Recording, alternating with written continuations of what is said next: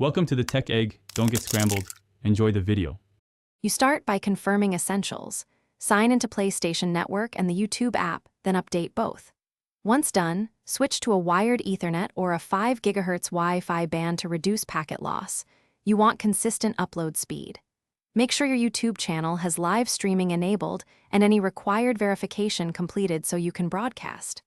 Also, check NAT type and console permissions.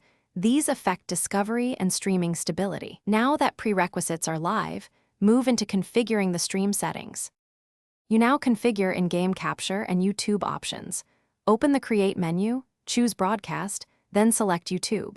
For reliability, pick 720p if your upload is under 5 Mbps. Use 1080p only with 6+ Mbps. Set FPS to 30 for slower paced games or 60 for fast action if your connection and CPU permit. Adjust bitrate within the app to match your test upload. Lower bitrate reduces dropped frames.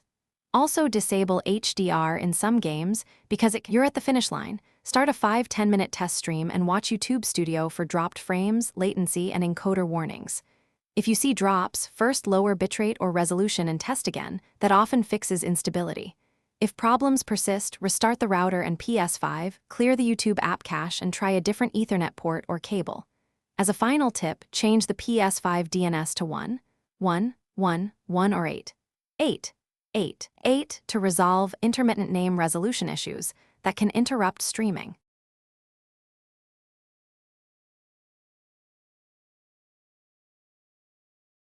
Thanks for watching. Consider subscribing if I helped unscramble your problems.